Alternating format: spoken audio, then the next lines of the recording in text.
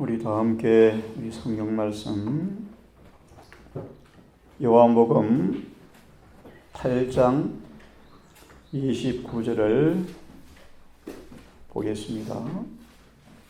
성육신 하신 임마누엘 되신 주님의 생애를 한마디로 요약하면 우리 사람이 신성과 연합하여 하나님께서 함께 하시는 사람이 되어질 때 어떠한 사람이 되는가에 대한 모본이라고 말씀을 드렸습니다. 그렇게 말하면 예수님의 성육신의 삶은 인생이 하나님과 함께하는 삶이 되어질 때 어떤 사람이 될 수 있는가에 대한 모본으로 우리에게 오셨다고 말씀을 드렸습니다. 그런 의미에서 요한복음 8장 29절을 먼저 한번 읽어보려고 합니다. 요한복음 8장 29절. 나를 보내신 이가 나와 함께 하시는도다. 임마누엘이죠, 임마누엘. 우리 주님의 고백입니다.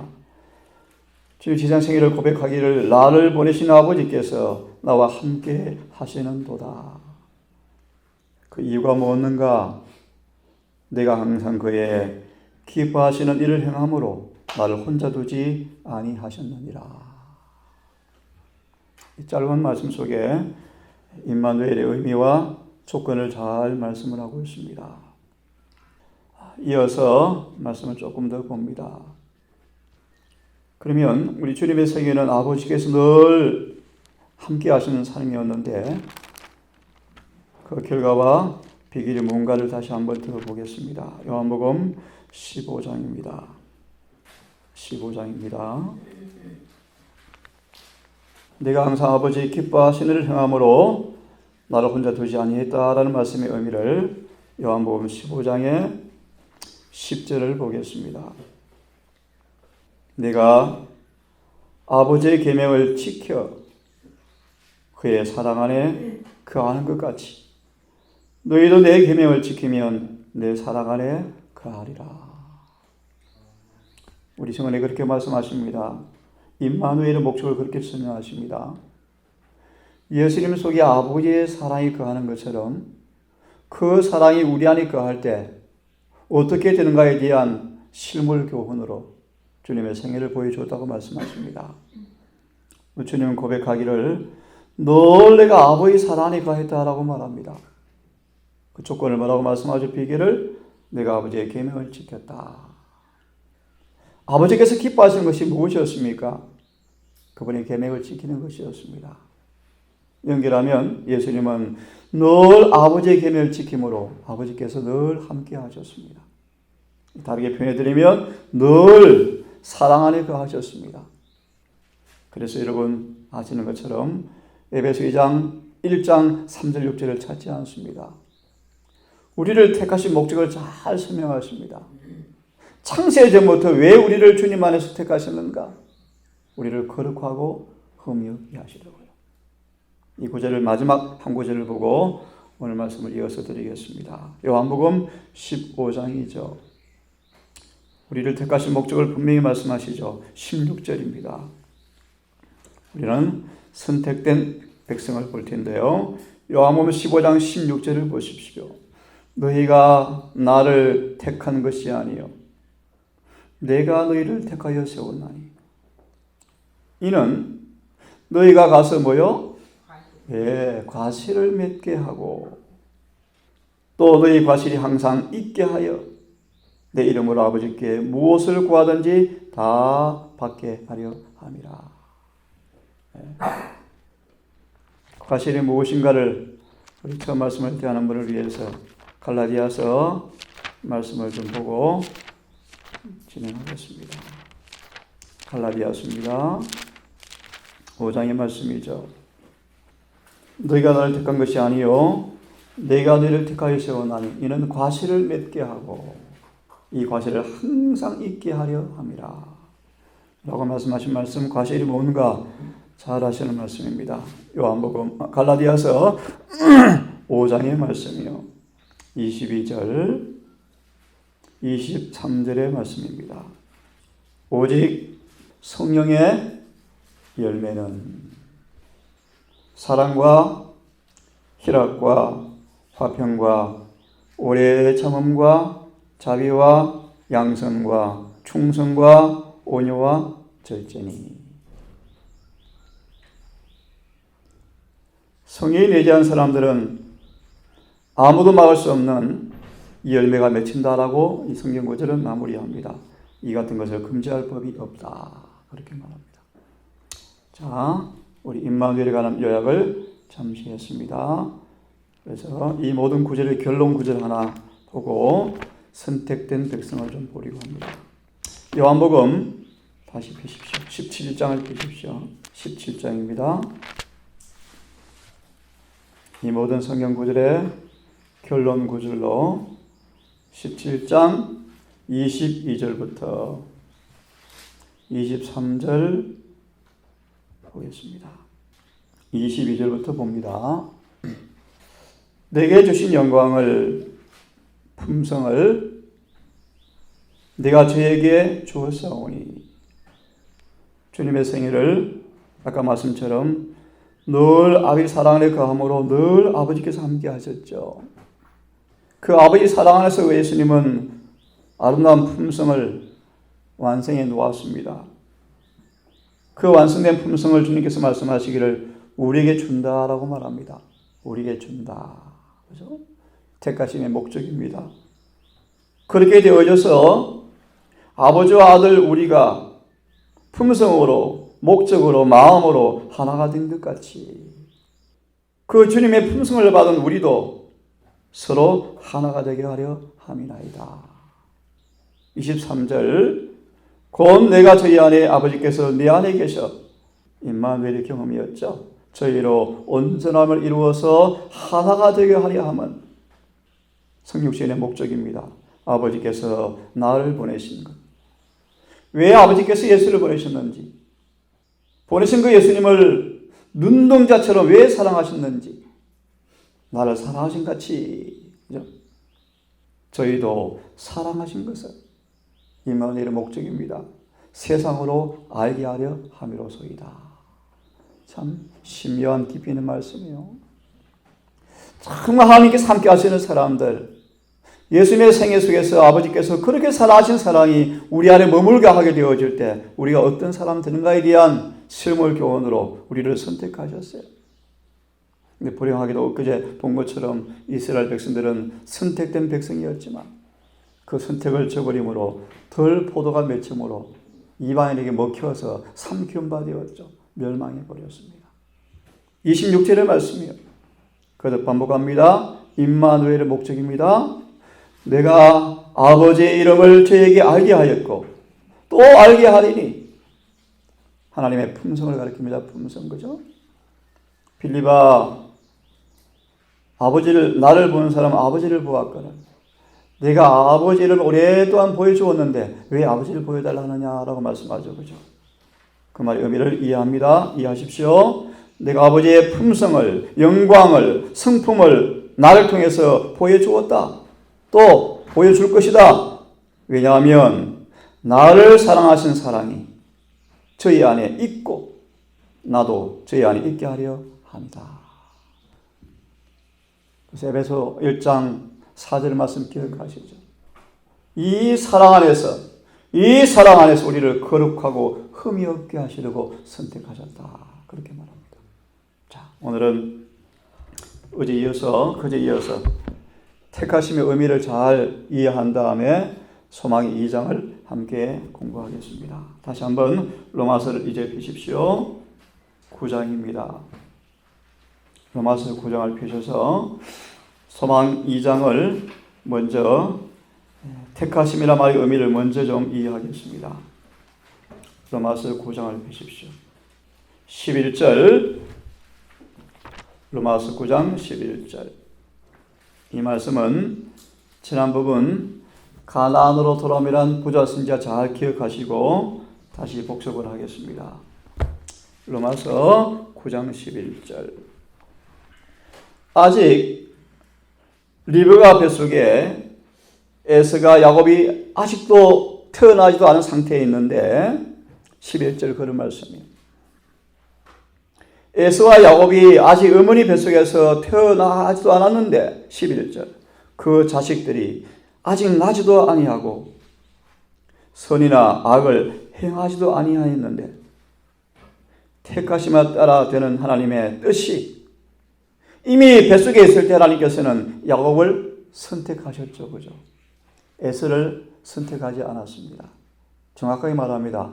에서와 야곱을 다 선택할 은혜를 이미 다 주었습니다. 하나님께서는 미리 아신 그분께서 뱃속에 있을 때부터 하나님은 야곱을 선택하셨어요. 태어나지도 않았고 아직 선과 악을 행하기 전에 택하셨다라고 말씀을 하시면서 이렇게 설명하십니다. 그것은 그들의 행위로 말미암지 아니하고 오직 부르시는 이에게로 말미암아 서게 하리 하심이라. 13절 기록된 바 내가 야곱은 사랑하고 에서는 미워하였다. 조금 어렵죠? 오해할 수 있는 성경 구절입니다. 우리 이미 보았습니다. 다시 한번 우리 복습을 하는 차원에서 보도록 합시다. 하나님은 왜 야곱을 선택하셨고 에서를 미워했을까? 그렇죠? 다르게 말합니다. 왜 야곱은 선택하고 에서를 선택하지 못했을까? 이 말씀의 의미를 다시 한번 정리를 해 보십시다. 부자 선지자 98페이지 우리 구속 역사책 페이지입니다. 207페이지 말씀 다시 요약을 합시다. 에서와 야곱은 다 같이 하나님께 대한 지식을 배웠고 둘 다 하나님의 계명을 따라 행함으로 하나님의 총리를 받을 자유를 가졌었다.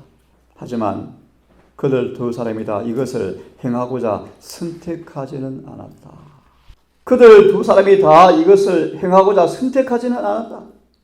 그 두 형제가 서로 다른 길을 걸어갔고 그들의 길은 점점 더 멀어져 갔다. 이 말씀 속에서 로마서 9장에서 왜 하나님께서 야곱을 선택하셨는가? 왜 에서 선택하지 못했는가? 선택받지 못했는가? 잘 말씀하셨어요. 그 다음 말씀 보실래요?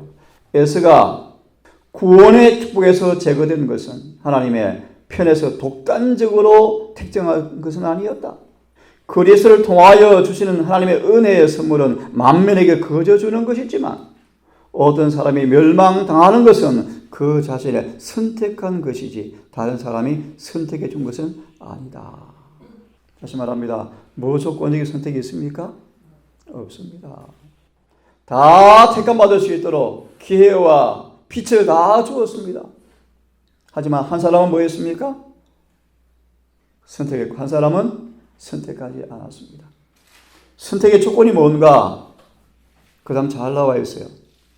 하나님께서는 모든 영혼이 영생을 얻도록 택하심을 입을 수 있는 조건을 당신이 맞선 가운데 제시해 놓으셨다. 뭐죠? 믿음을 통하여 계명을 순종하는 것. 예수를 믿는 믿음을 통하여 계명에 순종하는 것이 뭐다? 택하심의 조건이다. 로마서 3장 31절을 보십시오. 로마서 3장 31절을 보십시오. 넓은 의미에서 하나님은 아브라함의 후손을 다 택하셨습니다. 온 이스라엘을 택하셨습니다. 그제 본 것처럼 하지만 온 이스라엘이 거의 배도하고 타락해버립니다. 그래서 본 것처럼 그 중에 은혜로 택하심을 따라 남은 자가 있다고 말씀했죠. 이스라엘 백성이 바다 모래처럼 많을지 모르지만 남은 자만 구원을 받습니다. 택한 사람만 구원받습니다. 예수를 믿음으로 계명에 순종하는 사람만 구원받을 것입니다. 야곱과 에서처럼 기회와 빛과 특권을 다 주었지만 에서는 순종을 선택하지 않았습니다. 자신의 뜻대로 살았습니다. 야곱은 온 마음과 슬픔을 다하여 끝내는 주님께 충성을 다했습니다. 택하심의 조건이 뭔가를 확실히 말씀하십니다. 예수를 믿음으로 순종하는 것이다. 로마서 3장 31절을 보려고 합니다. 함께 읽습니다. 시작.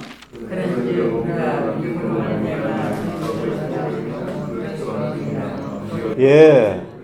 믿음을 주시는 것은 법을 피하는 것이 아닙니다. 믿음을 주시는 것은 법을 마는 것입니까? 택함의 조건은요. 이 예수를 믿음으로 계명을 지키는 것 외에는 아무도 택함 받을 수가 없습니다. 이 남은 교회를 주님께서 택하셨어요. 하나님의 계명을 지키도록 선택하셨어요. 그래서 영원의 선물을 주었습니다. 대언의 선물을 주었습니다. 수많은 빛을 주었습니다. 하지만 똑같습니다. 야곱처럼 끝내 믿음으로 순종한 사람만 선택받을 것입니다. 그 의미를 좀 더 깊이 이야기를 좀 하겠습니다. 3장 31절을 펴보세요. 주석입니다. 하나님의 표준은 변한 적이 없습니다. 참고로 그 구절에 꽤 귀한 성경 구절이 있습니다. 중요한 구절이 3상 15장 22절 잘 아십니까 여러분? 23절까지요. 순종은 제사보다 낫다라는 구절이에요. 계시록 22장 14절이 뭘까요? 두루마기를 빠는 사람은 하늘에 갈 것입니다. 제가 읽습니다. 복음을 택하심의 조건을 말씀하는 것입니다. 복음을 인간에게 의롭고 거룩한 율법을 계속 범하는 것을 허락해주고 계속 하나님을 거슬리고 반역하며 살도록 허락해주는 것으로 해석해서는 안 된다. 진도의 포도주를 왜 타락한 바벨론이 마실 것인가에 대한 이야기를 이해할 수 있겠죠. 오늘 수많은 기독교회가 왜 부패하고 타락하는지요. 이 거짓말을 믿고 있죠. 거짓말을요. 마치 십자가가 법을 폐한 것처럼.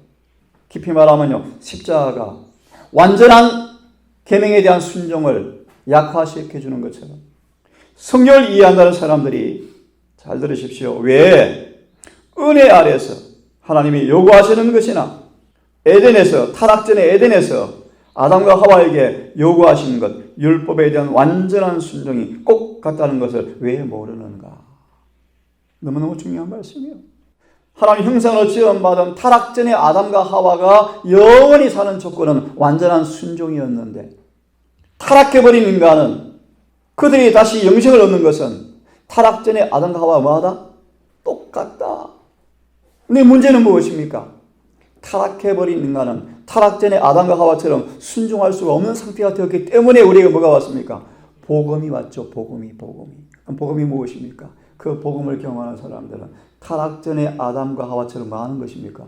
순종하는 삶을 사는 것입니다. 그래서 예레시는 분명히 말씀하셨어요. 늦은 비에 받는 조건을 말씀하셔요. 타락전의 아담과 하와의 순종의 조건에 가는 것입니다. 그 비결이 뭐죠? 예수를 믿는 거요. 임마누엘. 정말 주님께서 함께 하시는 사람이 되어지면 계명이 지켜집니까? 지켜질 수밖에 없죠. 아까 보았습니다. 금지할 법이 없느니라. 엄숙하게 잠을 해봅시다. 정말 내가 믿음의 뿌리를 어디에 놓고 있는지, 정말 내가 왜 어떻게 살고 있는지, 정말 임마누엘과 함께하고 계시는지, 정말 주님과 함께하는 사람인지 진지하게 한번 반성해 보기를 바랍니다. 자, 밑에 보겠습니다. 심판날에 아주 분명한 말씀이에요. 하나님께서 예수를 믿는다는 사람들에게 오늘 개신교회가 왜 타락합니까? 거짓 교회가 되었습니까? 심판이 없다. 이런 거짓말이 어딨나요? 심지어 남은 교회는요. 심판이 있긴 있는데 염려하지 말라. 이런 또 거짓말이 어딨나요, 여러분? 잘 들어보세요. 심판날에 이렇게 물으실 것이다. 내 아들을 믿는다고 말하면서 왜 계속 나의 법을 짓밟았느냐? 누가 너에게 나의 율법을 짓밟아라고 하였느냐? 하나님의 계명을 순종하는 것이 무엇인가를 하나님께서 보여주시려고 이 남은 교회를 택하셔서 율법을 수탁하셨는데 이 남은 우리마저 예수를 믿음을 통하여 계명을 지키는 삶을 살지 못한다면 무슨 의미가 있습니까, 여러분? 무슨 의미가 있습니까? 그도 말하면 계명을 지키는 유일한 조건은요, 예수를 만나야 합니다, 여러분. 그 예수를 마음속에 모셔야 돼요. 모시지 않고서는 계명을 지킬 수가 없습니다. 그런 말이 의미를 성경을 통해서 말합니다. 나를 믿는 자는, 나를 순종하지 않은 사람들은 영생이 없다는 것입니다, 여러분. 보라, 순종이 제사보다 낫고 3상 15장 22절의 말씀이요. 제사보다 낫다. 새벽기도 참석하고 안식일 꼬박꼬박 예배를 드리고 중요하지만 그 외적인 제사보다 뭘 원해 주님께서는요, 순종을 요구하신다. 순종이 무엇인가 조금 말씀을 드릴 거예요. 제사보다 낫고 수양의 기름보다 나으니라. 신약의 복음은 구약의 표준을 낮추어서 죄인에게 맞게 하고 그가 죄 가운데 있는 것을 구원해 가는 것이 아니다. 베드로전서 2장 24절. 죄 가운데서 구원해 가는 것이 아니라 죄를 벗겨주시는 구원을 주는 분이시다. 확실히 말씀하죠. 죄 가운데서 구원해 가는 것이 아니다. 그 다음 잘 보십시오. 다시 하나님은 그의 모든 백성에게 순종, 곧 그의 모든 계명에 완전한 순종을 요구하신다. 자, 왜 야곱은 선택받았습니까? 그는 회개하여 끝내는 하나님께 뭐 했습니까? 순종했습니다. 에서는요, 순종하지 않았습니다. 창세기 3장 6절에 주셔서 펴지 않겠습니다. 어떤 순간도 육신의 본성의 욕구에 따라 살지 않고 우리 온 마음의 의지를 말씀 앞에 굴복하는 사람들, 이게 순종. 바울처럼 이 땅에 심지 육신의 목숨까지 잃어버릴지라도 욥처럼 절대로 주의 말씀에 순종하는 대열에서 벗어나지 않는 사람들. 순종. 다른 말로 충성. 그런 사람만 선택받을 것이다. 그래서요, 재림교인이 꽤 많지만요, 남은 자만 구원받습니다. 절대로 다 구원받는 게 아니에요. 선택된 사람만 구원받게 될 거예요. 택하심의 조건이 뭐라고요? 아까 다 읽지 않았지만 부자 선지자 가나안으로 돌아온 페이지 뒤에 말씀 보시면 다시 한번 복습합시다. 여러분. 사단이 올 때, 시험이 올 때 넘어졌어요. 택함 받지 못하는 거예요. 선택이 뭔가? 시험이 올 때 예수께 숨는 사람이 택함 받는다 뜻입니다. 시험에 넘어지면서 우리가 비록 넘어지고 연약하여서 실수한 사람이지만 우리 이미 구원 얻었습니다. 그런 건 성경에 없어요, 여러분. 그게 바로 타락한 바벨론 교회를 구성하는 거짓 교리들. 그런 거짓 교리가 교회를 타락시키고 그래요. 엄밀한 의미에서 여러분, 누가 늦은미를 받을 것인가? 절제하는 사람이 받을 거예요. 절제하는 사람을. 환자들 고칠 때는 해놓고 자기들은 순종하지 않는 사람들, 사기꾼들이 사기꾼들, 위선자들이 위선자들이에요. 그래서 재림교회 힘이 없는 거예요, 여러분. 이 동산이 그렇게 되면 안 돼요. 우리는 말하는 대로 순종하셔야 돼요. 우리 모든 삶의 표준은요, 내와 사람이 아니에요. 말씀대로 사셔야 돼요. 말씀대로. 마저 보겠습니다. 하늘에 들어가는 유일한 자격으로 아주 너무너무 중요한 말씀들이 여러분, 항상 완전한 의를 요구하신다. 뭘 요구하신다? 완전한 의요. 완전한 의는 누구한테 주어집니까? 완전한 순종이요. 창세기 32장을 나중에 읽어보세요. 완전한 순종 어떻게 가능할까요? 완전한 굴복이에요. 쉽게 말합니다. 하나님께 전적으로 마음을 들이지 아니하면 순종 안 되어져요. 안 되어져요. 자꾸 다른 음성이 들려와요. 핑계예요. 변명해요. 온 마음을 그렇게 들이면 그분이 승리 내 마음을 지배할 때만이 완전한 순종이 가능하고 완전한 순종할 때만 완전한 의가 입혀져요. 부분적 순종은 절대로 주님께서 가능할 수가 없어요. 우리의 소망이요, 피난처이신 우리 주님, 잘 보실래요? 그의 의는, 중요한 말씀이에요. 너무너무 중요한 단어들이에요. 그의 의는 순종하는 자에게만 입혀진다. 신명기 6장 4절 6절의 주석에 똑같은 말씀. 온 마음으로 그분께 매어 달리면서 예수님처럼 아버지는 내 뜻대로 하지 마옵시고 아버지의 뜻대로 하기를 원합니다라고 말씀하시면서 우리의 의지와 애정을 온 마음을 다해서 그분의 말씀 앞에 굴복하는 사람 뜻입니다. 그런 사람에게만 의가 입혀진다. 얼마나 정확해요, 여러분. 유대교회가 왜 멸망당합니까? 시대소망 산상수훈 읽어보세요. 지금 이 거짓 가르침이 우리 대열 속에 들어가서 의는 지적으로 동의하면 이루어진다. 법적으로 조치해 주는 것이다. 이게 거짓 복음이요. 그렇지 않아요. 의는 온 마음과 성품으로 그분께 순종하지 아니하면 입혀지지 않아요, 여러분. 우리 마음을 그분께 드리셔야 돼요. 온 마음으로 그분께 매어 달리셔야 돼요. 낭림없이 자신을 굴복하셔야 돼요. 그래야 의가 입혀져요. 강도가 이렇게 구원받은 것인데 많은 분들은 자꾸 착각해. 강도는 완전하지 못했다. 성경을 너무 모르는 무식한 이야기예요, 여러분. 강도 살았으면 14만 4천 대고도 남아요, 여러분. 성경을 공부해보세요, 여러분. 강도는 완전한 복종을 한 사람이 완전한 복종. 낭임없이 자신을 내어 던진 사람이요. 한마디로 순종한 사람이에요, 순종. 의지를 하나님께 온전히 바친 사람이에요. 그에게 완전한 의가 입혀져서 구원받는 거예요, 여러분. 강도는 행위나 이 행위로 구원받은 게 절대 아니에요, 여러분. 야곱처럼 완전히 굴복한 지점에 가게 되었습니다, 여러분. 순종하는 자에게만 의가 입혀진다. 믿음으로 그것을 받아들여, 의를 받아들여 하나님이 우리 속에서 아무 죄도 찾아볼 수 없게 하자. 참 예리시는 말씀이 여러분 너무너무 예리하고 깊고 오묘하고 한마디의 변명도 할 수 없어요, 여러분.